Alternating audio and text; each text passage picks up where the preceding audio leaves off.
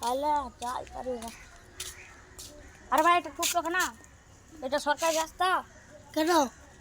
আবার মুখের উপরে কথা, মুখের উপরে আবার কথা।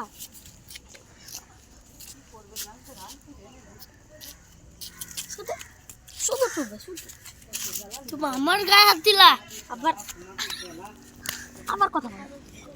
তিন দেখো ভাই, এখন একটা গোলাপি জামা পরে একটা ছেলে এখন ঘুরে বেড়াচ্ছে দিয়ে হচ্ছে আমার দোকানে অনেক বাকি করেছে, আমার দোকানে অনেক বাকি করেছে, আবার আমার চার চার থাপ্পড় দিয়েছে, কি করবে? সেটা বুঝতে পারছি, আর কিছু না কিছু করতে হবে, পুলিশকে ফোন করতে হবে। ফোনটা লাগাই না,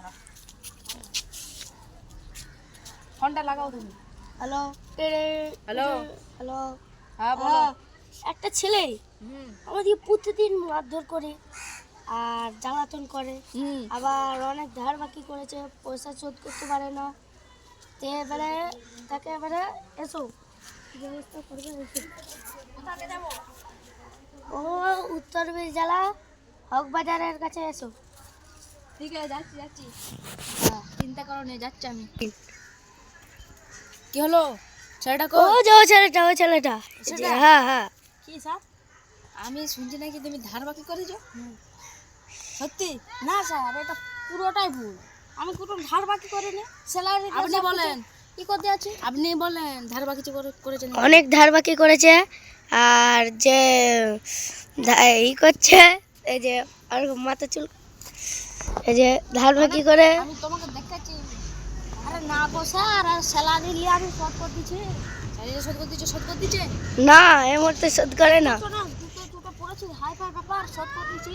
না গো স্যার, তো বলতে শোধ করেনি আমাকে। আর জুতোটাই 100 টাকা ধার বাকি করে দিয়েছি। আমাকে ফোন করেছিল,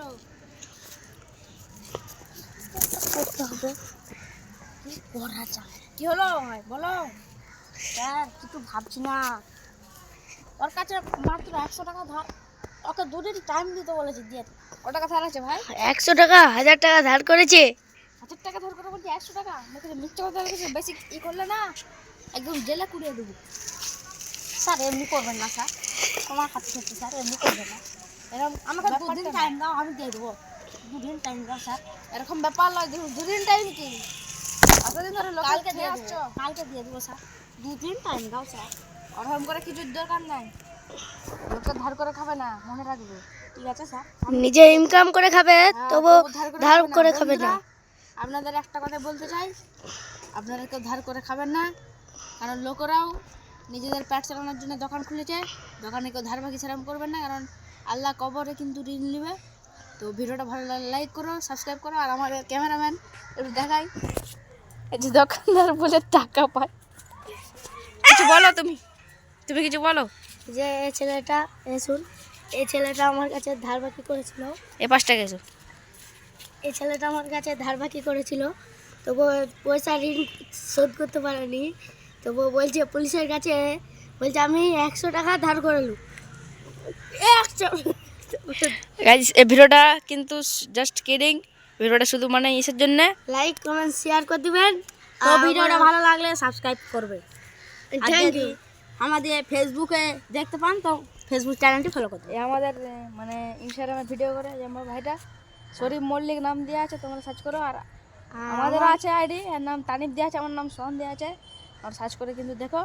আর আমাদের একটা চিজ দেখায়, এই যে বন্দুক দেখো, এটা হচ্ছে আমাদের বন্দুক এটা।